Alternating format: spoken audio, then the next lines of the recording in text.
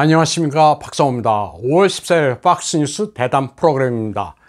최근 미국 사회를 뜨겁게 달구고 있는 미군 징병 광고에 대해 패널들이 이야기하고 있습니다. 유약하고 리베럴 이데올로기로 가득 찬 미군 징병 광고와 싸우면 이겨야 한다는 전사의 기질을 강조하고 있는 러시아 징병 광고가 비교되고 있습니다. 광고에서 등장하는 이른바 워우크 GI 제인이 마초적인 러시아의 세르게이와 맞붙어 싸워 이길 수 있겠느냐고들 비유적으로 이야기하고 있습니다.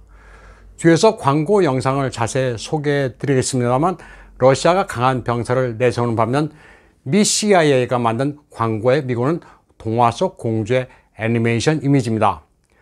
바람직한 전사가 과연 어느 쪽이냐라고 하는 근본적 문제를 제기하고 있습니다. 러시아와 미국의 징병 광고는 트위터에서 큰 화제가 됐습니다.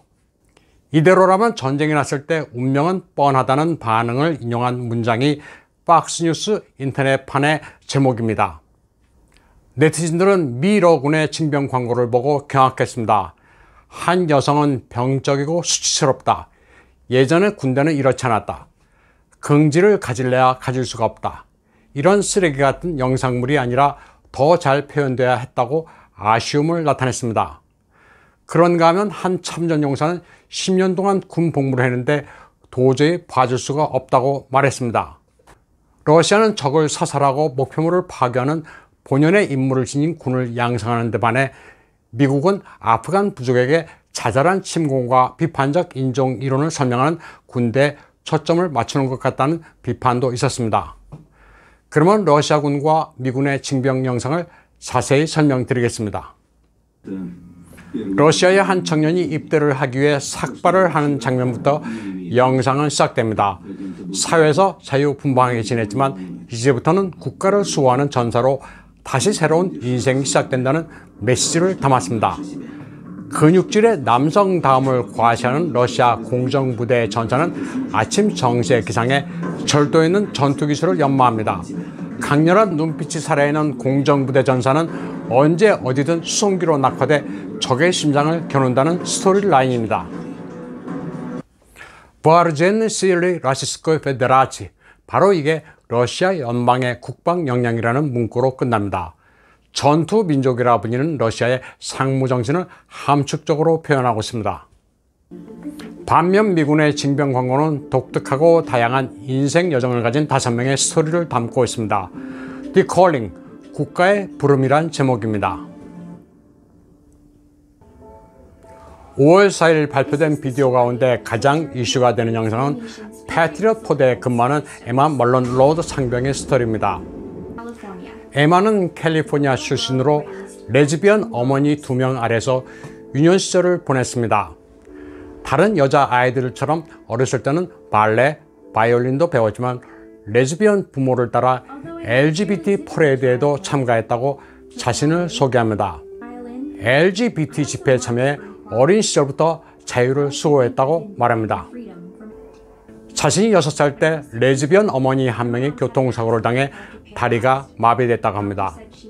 그런데 불굴의 의지로 재활에 성공해 다른 여성과 재혼을 하는 것을 보고 그 레즈비언 어머니를 인생의 모델로 삼았다고 회고합니다. 영상에는 설명이 빠져 있는데 맥락을 보면 교통사고를 당한 어머니는 성전환자로 추정됩니다. 에마는 UC 데이비스에 들어가 여성 클럽에서 다른 강한 여성 동료들을 만나게 됩니다. 졸업을 앞두고 여성 클럽의 다른 친구들은 이태리로 가는 이도 있었고 에베레스트 등반을 간 이도 있었다고 합니다. 그래서 자신도 뭔가 모험과 도전을 할 게 있을까를 고민한 끝에 군에 입대했다고 소개합니다. 군 징병관과 면접을 하면서 군대에서 내면의 강함을 길러야 한다는 결심을 하게 됐다는 겁니다.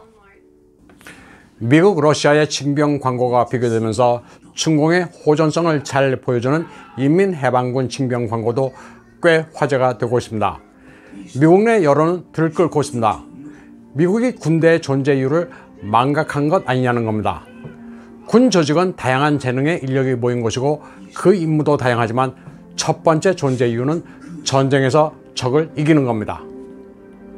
전장에서 적과 조우했을 때 효율성과 힘으로 가차없이 경멸하는 게 군 본연의 임무인데 미국은 그것을 망각하고 있다고 개탄하고 있습니다.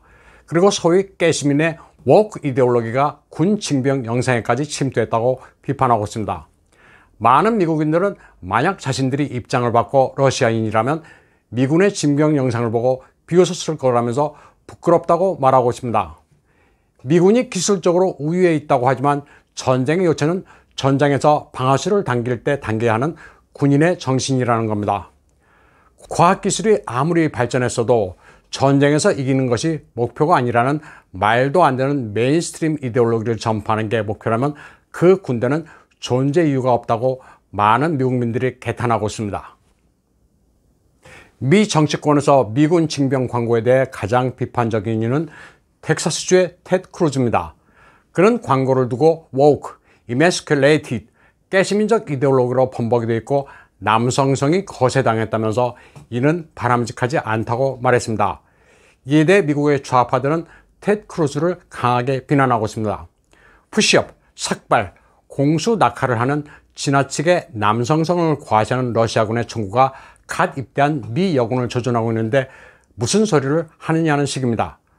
또 테드 크루즈 의원이 군 복무를 한 적이 없다는 약점까지 들춰내면서 군에 대한 모독이라고 공격하고 있습니다. 특히 MSNBC 등 반 트럼프 주류 매체들은 테드 크루즈 의원이 러시아 징병 광고를 공유하는 것에 대해서도 맹공을 퍼붓습니다. 블라디미르 푸틴과 사이가 돈독한 트럼프와 같은 편인 테드 크루즈가 러시아의 선전에 부하 내동하고 있다는 논리입니다. 크렘린 크루즈란 캡션까지 화면에 깔고 테드 크루즈를 친러파로 몰아가고 있습니다. 미군보다 러시아군을 선호하는 게 아니냐, 선동을 좋아하는 내국노라고까지 인신공격을 하고 있습니다. 이런 가운데 러시아는 5월 20일 CNN과 AFP 등 외신 기자단에게 북극 군사기지를 공개했습니다. 북극권을 둘러싸고 자원 쟁탈전이 치열한 상황에서 러시아가 이례적으로 외신 기자들을 수송기에 태워 견학을 시킨 겁니다.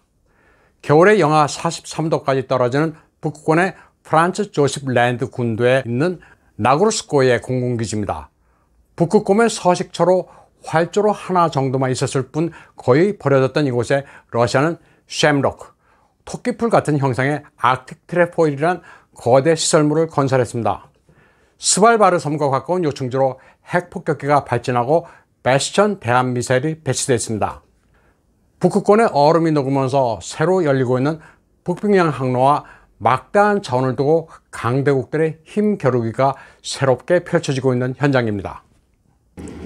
5월 22일 일본에서는 육상 자유대가 주도하는 최대 규모의 군사훈련인 후지 종합 화력훈련이 시조오카현 히가시 후시 연습장에서 벌어졌습니다. 이번 훈련은 일본 연안에 상륙하는 적 경멸을 가상했습니다. 센카쿠 제도 같은 일본의 낙도를 중공이 침공할 경우 이를 탈환하는 시나리오로 진행됐습니다. 훈련에는 처음으로 스캔 이글이란 무인기도 등장했습니다.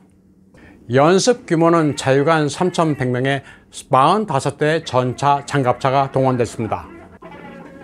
특히 이번 훈련에서는 낙도 탈환을 염두에 둔 수륙기동단의 투입이 이채로웠습니다. 상륙 돌격 장갑차 AAV-7과 공격 헬기를 동원한 공지합동훈련이 강조된 게 예년과는 좀 다른 부분입니다. 육상 자유대는 주간에 이어 야간에도 적외선 탐조 등과 조명탄을 쏘면서 야간 화력 훈련도 벌였습니다. 퍼부은 실탄의 양은 2만 발, 약 62톤에 달합니다. 이번 훈련은 우한 폐렴을 감안해 일반 공개를 중지하고 인터넷 생중계 형식으로 방송됐습니다. 이와 함께 미야자키 현과 카고시마 현을 관할하는 기리시마 훈련장에서는 미 해병대, 프랑스 육군, 일본 육상자유대 3개국 연합훈련이 있었습니다. 프랑스 해군 잔다르크함의 사세보 입항에 맞춰 치러진 이번 훈련은 중공의 낙도 점령을 상정해 이를 탈환하고 시가전을 벌이는 시나리오에 따라 진행됐습니다. 미국과 영국, 프랑스가 중공을 포위하기 위한 전초기지 일본에 집결하고 있습니다. 타이완에서는 우한 폐렴 상황이 갑자기 심각해지자 화학부대 장병들이 25kg이나 되는 방호 장비를 착용하고 고온에 전국을 누비고 있습니다. 섭씨 34도에서 36도를 넘나드는 찌는 듯한 날씨에 마스크와 고글을 착용한 얼굴이 땀으로 범벅이 되고 자국도 남았습니다. 연속으로 하루 확진자가 100명을 돌파하자 공공장소에 록다운이 실시됐고 시민들은 자발적으로 호응하고 있습니다. 방역 전선에서 가장 고생하는 이들이 국군 화학병인데 타이완 국방부 대변인은 이들이야말로 영웅이라면서 국민들에게 홍보하고 있습니다. 혹서의 기온에 답답한 방호장비 착용으로 얼굴에 남은 자국이 자랑스럽다면서 나라를 위해 일선에 선 장병들을 응원해달라고 호소했습니다. 타이완에서 군 장병에 대한 국민들의 애정은 평소에도 각별합니다. 나라를 지키는 병사들을 총통부터 일반 국민들까지 모두 응원하며 엄지척을 하고 있습니다. 오늘 방송은 여기까지 하겠습니다. 시청해주신 여러분 감사합니다.